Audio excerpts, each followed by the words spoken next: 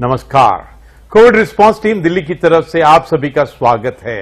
हम जीतेंगे positivity unlimited की व्याख्यान श्रृंखला के क्रम में आज हम सभी को राष्ट्रीय स्वयंसेवक संघ के संचालक जी डॉक्टर मोहन भागवत जी का मार्गदर्शन मिलने वाला है।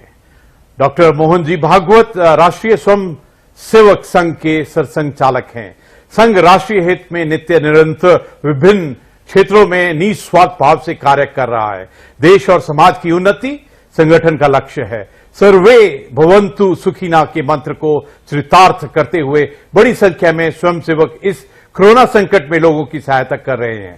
जरूरतमंदों को राहत सामग्री, प्लाज्मा, दवाइयां उपलब्ध करवा रहे हैं। यहां तक कि स्वयंसेवकों ने पीपीई किट पहनकर अस्पतालों में डॉक्टरों की सहायता कर रहे हैं। पॉजिटिविटी अनलिमिटेड की इस श्रृंखला में परम पूजनीय सरसंघचालक डॉक्टर मोहन भागवत जी से अनुरोध करते हैं कि आप हम सभी को मार्गदर्शन करें।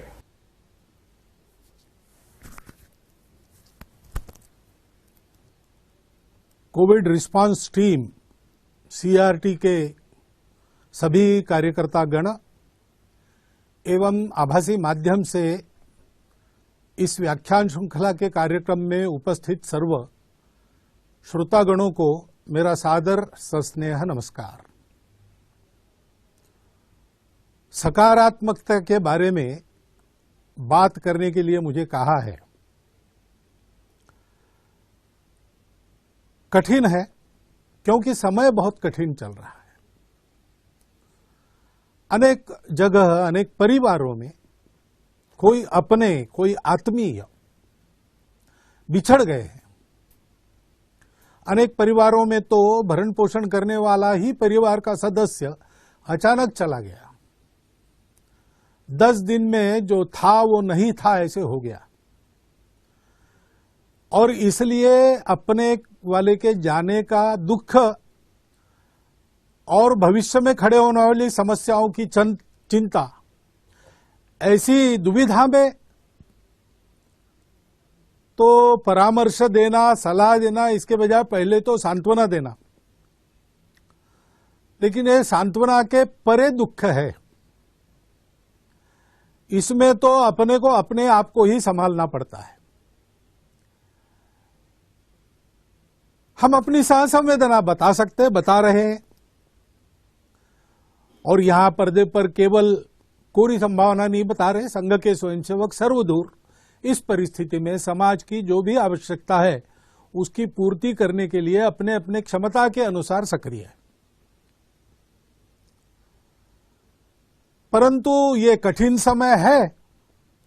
अपने लोग चले गए, उनको ऐसे असमय चले जाना नहीं था, परंतु अब गए, अब तो कुछ नहीं कर सकते।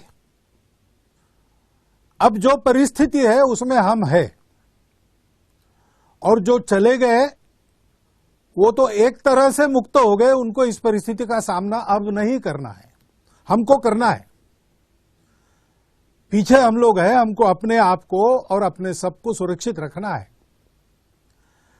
और इसलिए हमको नेगेशनिज्म नहीं चाहिए। कुछ नहीं हुआ, सब कुछ ठीक है, ऐसा हम नहीं कह रहे। परिस्थिति कठिन है, दुखमय है, मनुष्य को व्याकुल करने वाली है, निराश करने वाली है। लेकिन ये परिस्थिति है, इसका स्वीकार करते हुए हम अपने मन को निगेटिव नहीं होने देंगे। हमको अपने मन को पॉजिटिव रखना है। शरीर को कोरोना निगेटिव रखना है और मन को पॉजिटिव रखना है। उस दृष्टि से इस श्रृंखला में मेरे पूर्व वक्ताओं ने बहुत सटीक, संपूर्ण ऐसी परामर्श की बात रखी है, स्पष्ट रखी है, सरल भाषा में रखी है, अनुभूति के आधार पर रखी है। मन की दृढ़ता की बात उन्होंने की है। कोरोना प्रतिकार के अपने प्रयासों की गति बढ़ाने की, उन प्रयासों को वैज्ञानिकता के आधार पर स्थापित करने की, सामूहिकता से काम करने की, एकता की, उसी प्रकार सत्य को पहचानते हुए, स्वीकारते हुए उसके आधार पर काम करने की बात कही है। अपने आप को ठीक रखना और समाज की सेवा करना, चिंता करना, इसका आग्रह उन्होंने किया है। वही बातें मुझे भी बतानी है, मैं अपनी भाषा में बताऊंगा, क्योंकि वो अनुभूत बातें हैं। मुख्य बात मन की है। पहली, मन अगर हमारा थक गया, हार गया, तो हम तो जैसे किसी सांप के सामने चूहा एकदम निष्क्रिय होकर, कुछ भी न करते हुए लूला होकर बैठ जाता है, कुछ करता ही नहीं अपने बचाव के लिए। ऐसी इस समस्या के सामने हमारी स्थिति हो जाएगी। ऐसी हमको होनी नहीं देनी है और ऐसी हमारी स्थिति नहीं है। हम कर रहे हैं। सारे चित्र को देखते हैं तो जितना दुख है उतनी ही आशा है। ऐसे परिस्थिति में समाज की कुछ विकृतियां बाहर आती है, बात सही है, लेकिन जितनी विकृति बाहर आ रही उससे अधिक सत्कृति बाहर आ रही। बहुत से लोग सब प्रकार के, सब आर्थिक स्तरों से, समाज पर यह संकट है, सब पर संकट है, इसका भान रखकर स्वयं की भी चिंता कर रहे हैं और उनसे जितनी बनती है उतनी समाज की भी चिंता करती है। ऐसे उदाहरण बहुत हो रहे हैं कि अपनी चिंता किए बिना दूसरों की चिंता, दाई नीड इज ग्रेटर, इस प्रकार की वृत्ति का दर्शन समाज कर रहा है। इसको हमने ध्यान में रखना चाहिए। निराशा की परिस्थिति नहीं है, लड़ने की परिस्थिति है, कठिन परिस्थिति है, लेकिन परिस्थिति तो अपने मन के प्रतिभाव पर निर्भर करती है। क्या ये निराशा, ये रोज 10-5 लोगों के, अपरिचित लोगों के जाने के समाचार का सुनना, मीडिया के माध्यम से परिस्थिति बड़ी विकराल है उसका घोष निरंतर सुनना, ये हमारे मन को उदास बनाएगा, कटु बनाएगा?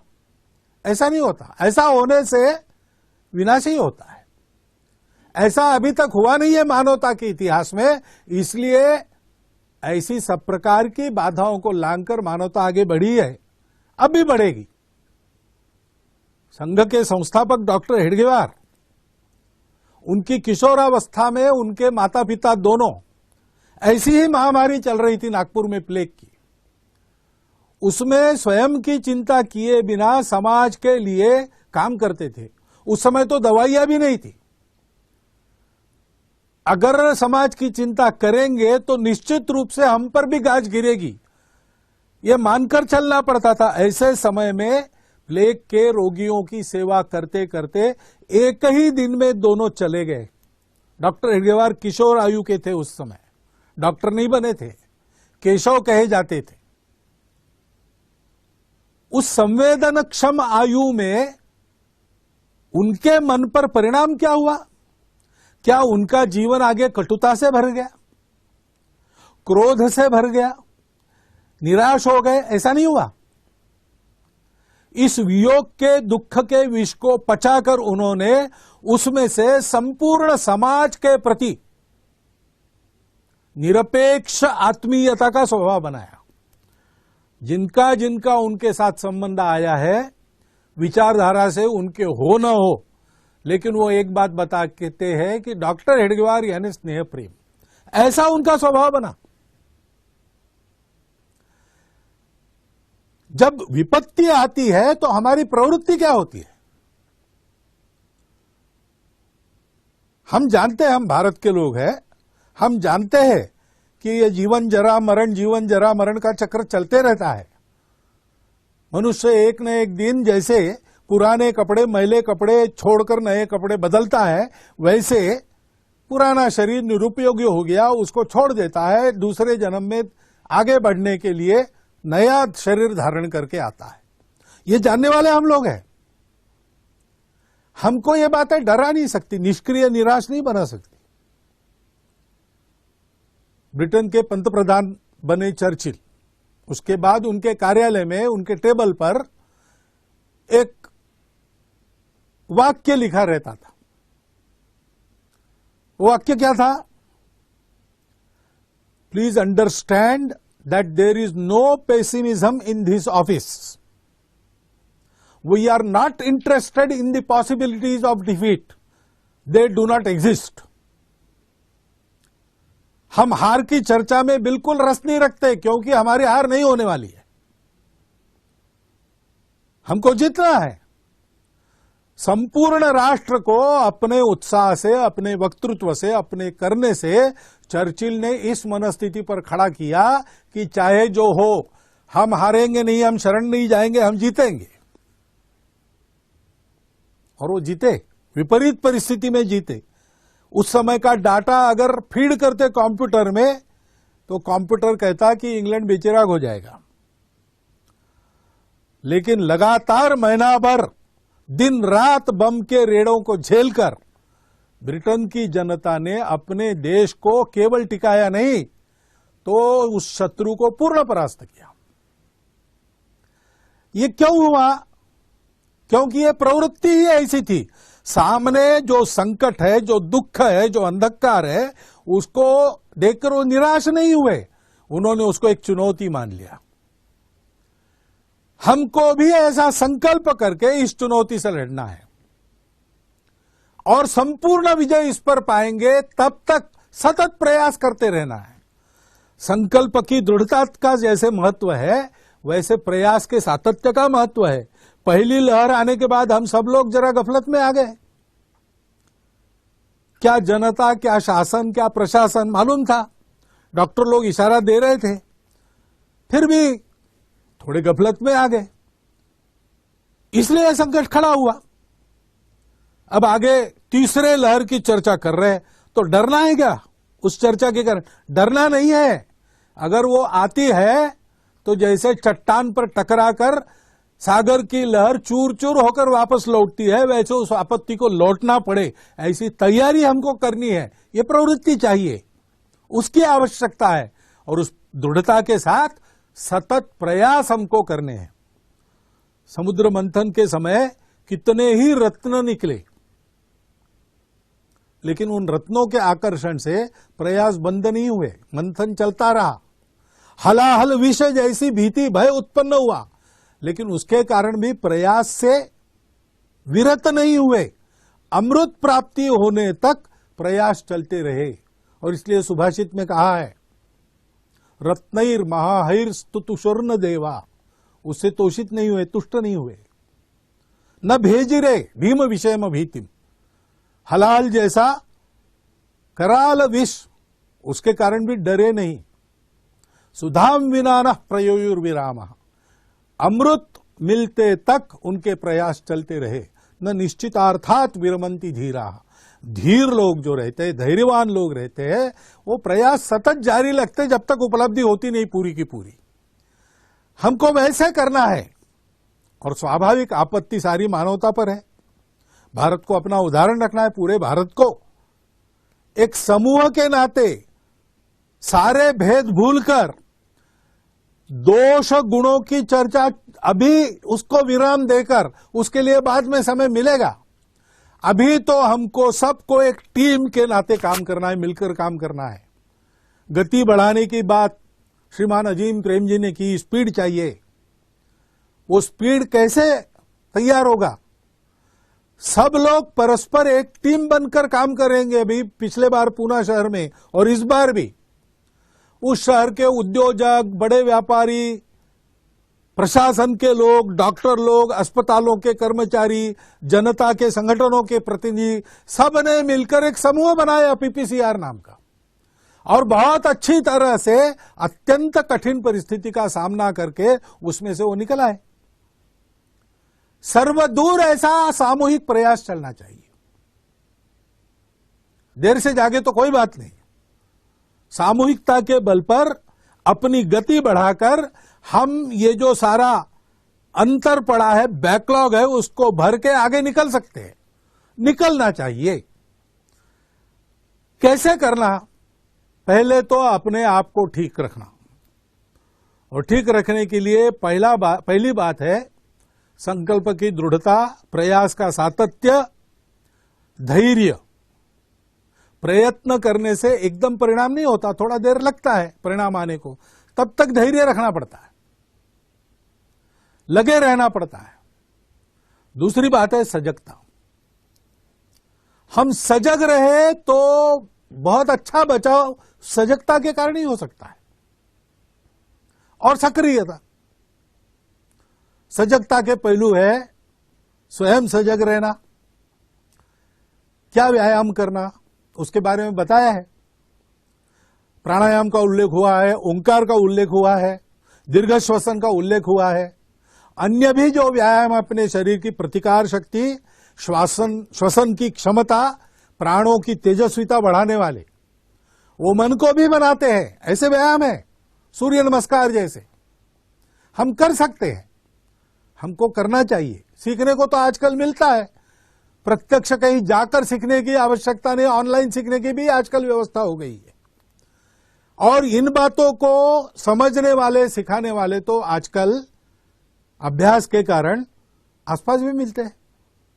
बहुत कठिन क्रियाएं नहीं है, उसको करना, आहार ठीक रखना, शुद्ध स्वच्छ सात्विक आहार करना, शरीर की ताकत को बढ़ाने वाला आहार करना, उसके बारे में भी बहुत सारी जानकारी इंटरनेट पर आपको मिलती है। लेकिन जानकारी के बारे में ध्यान रखना, जो कहा गया कि वैज्ञानिकता का आधार लेना चाहिए। वैज्ञानिकता क्या है? परीक्षा करके लेना। कोई कहता है इसलिए वो ठीक है, ऐसा नहीं है। टेक्स्ट बुक में लिखा है इसलिए सबको लागू होगा, ऐसा भी नहीं है। नया है इसलिए ठीक है, पुराना है दकियानुसी है, ऐसा भी नहीं है। और पुराना है इसलिए ठीक है और नया है इसलिए बेकार है, ऐसा भी नहीं है। जो भी आ रहा है उसको परख के लेना चाहिए। तज्ञ लोग, आप्त लोग, हमारा स्वयं का अनुभव और उसके पीछे का वैज्ञानिक तर्क, इसकी परीक्षा करनी चाहिए। पुराणम नित्यवन साधु सर्वम न चापि काव्यम नवम इति अवध्यम संतः परीक्षान्यतरत भजन्ते मूढ़ पर प्रत्ययने बुद्धि। हमारे तरफ से बेसिर पैर की कोई बात समाज में न जाए, और बेसिर पैर की कोई बात समाज में चल रही तो उसके बलि हम न बने, इसकी चिंता करनी है। आयुर्वेद अपना एक सिद्ध शास्त्र है, उसके अनेक नुस्खे हैं, अनुभूत है, परंपरा में चल रहे हैं। आयुर्वेद का तर्क उसके पीछे है, उसका उपयोग करने में कोई दिक्कत नहीं। लेकिन आयुर्वेद के नाम पर कई बातें ऐसी चलती रहती है। कोई बताने वाला व्यक्ति, उसको उसका लाभ होता होगा तो हो, लेकिन सबके लिए बताने लायक वो बातें तब तक नहीं है जब तक वो इस वैज्ञानिकता के तर्क के आधार पर, लंबे अनुभव के इतिहास के आधार पर और शास्त्रों के आधार पर सही नहीं उतरती। और इसलिए सावधानी रखकर ऐसे उपचार और आहार का सेवन करना, विहार का भी ध्यान रखना। युक्ताहार विहारस्य युक्त कर्मसु चेष्टसु।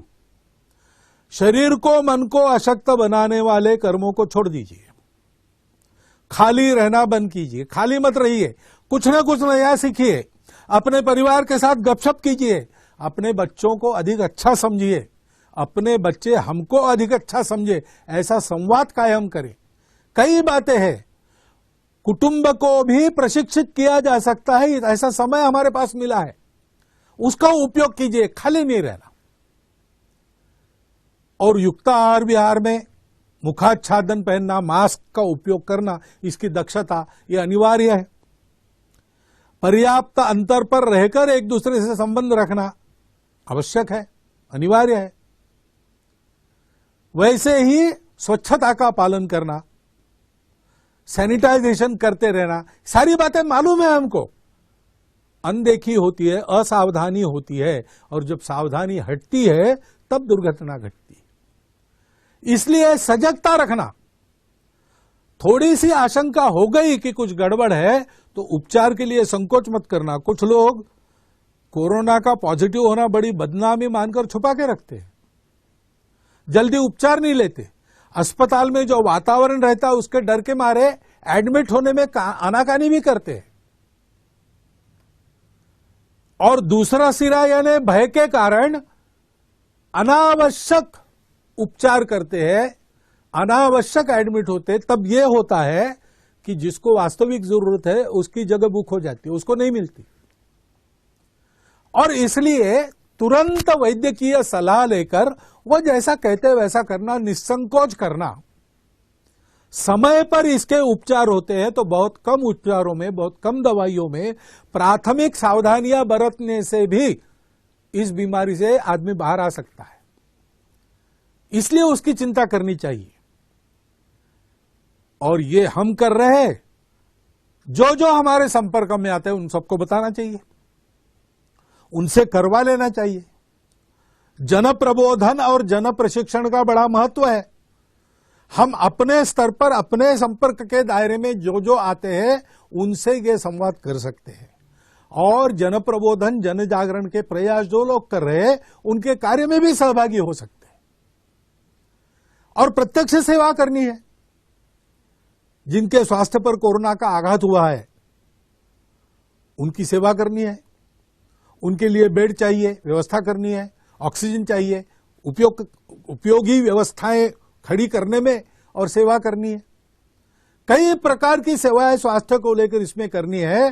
पहली लहर में हमने कुछ की थी, अब कुछ अधिक प्रकार करने की आवश्यकता है। करने में बहुत लोग लगे हैं, हम उसमें सहभागी हो जाएं।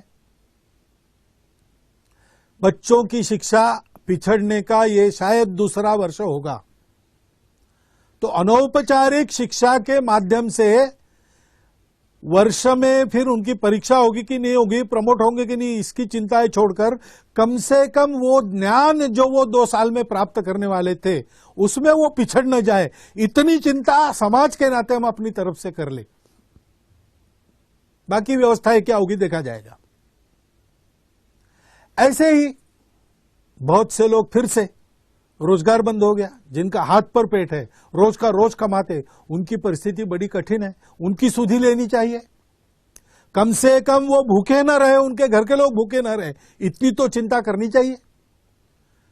हम अपने दायरे में जो लोग हैं उनको देख सकते हैं, उनकी क्या स्थिति है समझ सकते हैं, उनकी सेवा कर सकते हैं और ऐसी सेवा देने वाले सब संगठन काम कर रहे हैं, उनके साथ हम भी लग सकते हैं।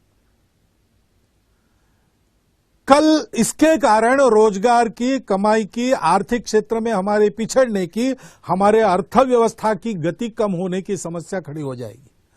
अनेक प्रकार से उसका सामना अभी से करना प्रारंभ करना पड़ेगा। स्किल ट्रेनिंग से लेकर सारी बातें, उसमें हम जितना कर सकते समाज के नाते और व्यक्ति के नाते हमको करना चाहिए। ऐसा रोजगार करने वाले लोगों को ढूंढकर उनसे खरीदना चाहिए। अभी गर्मी के दिन चल रहे, ठंडे पानी की मशीन घर में मत लगाओ। कोई मिट्टी का मटका बनाने वाला अगर है, उसका रोजगार आज मार खा रहा है, उसका मटका आप खरीदो। ऐसा हम विचार कर सकते हैं। ऐसा विचार करके बरतना और ऐसे प्रयास करने वालों के सारे इसमें सहभागी होना, ये सारी जो परिस्थिति की चर्चा हो रही है और आने वाले परिस्थिति की चर्चा हो रही, वो पैनिक क्रिएट करने के लिए नहीं है, भीति क्रिएट करने के लिए नहीं है। वो तो हमको आगाह किया जा रहा है तैयारी के लिए। नियम, व्यवस्था और अनुशासन का पालन करते हुए हम चले, समाज को चलाएं और ये सेवा हम करें।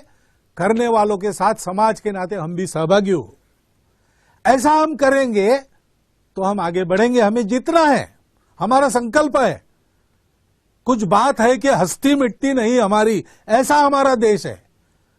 तो इतने साल में मिटा नहीं, इतने भयानक संकटों को झेलकर मिटा नहीं, तो होगी महामारी, विश्वव्यापी होगी, बड़ा छुपा शत्रु होगा, बड़ा रूप बदलने वाला होगा, कठिन जंग लड़नी होगी, लेकिन लड़नी ही होगी और जीतनी ही होगी। हम जीतेंगे, यह हमारा दृढ़ संकल्प है। परिस्थिति आई है, वो हमारे सद्गुणों की परख करेगी, हमारे दोषों को भी दिखा देंगी। दोषों को दूर करके सद्गुणों को बढ़ा के ये परिस्थिति हमको प्रशिक्षित करेगी। ये हमारी धैर्य की परीक्षा है। ये धैर्य, यह महत्व की बात है। एक वाक्य का आप स्मरण रखिए, success is not final, failure is not fatal. यश अपयश का खेल चलते रहता है। Success is not final, failure is not fatal. The courage to continue, is the only thing that matters. यूनान मिस्र रोमा सब मिट गए जहां से, कुछ बात है कि हस्ती मिटती नहीं हमारी, ऐसा हम कहते हैं। तो उस हस्ती में हमारा सत्य का साक्षात्कार हमारे पूर्वजों ने जो हमको सौंपा और पीढ़ी दर पीढ़ी उस सत्य का आचरण करने वाली संस्कृति दी, वो संस्कृति और हमारा इस यशापयश के आघातों में उनको पचाकर आगे बढ़ना, यश को भी पचाना, अपयश को भी पचाना, और करेज टू कंटिन्यू, उस धैर्य की प्रवृत्ति के साथ सत्य प्राप्त होने तक सतत प्रयास का दृढ़ संकल्प रखते हुए आगे बढ़ना, ये बात है, वो बात हमारी है। उसके बल पर हम जीतेंगे, उसका प्रदर्शन हम सब लोग करें, ये परिस्थिति की मांग है। हमको अपने समाज के ज्येष्ठों का परामर्श इसके पहले के सब व्याख्यानों में मिला है, उसका यह अर्थ हृदयंगम करके हम प्रयासों में लग जाए।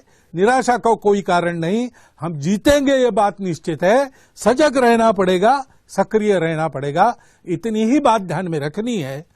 इतनी बात आपके सामने रख के मैं अपने निवेदन को विराम देता हूं। बहुत बहुत धन्यवाद।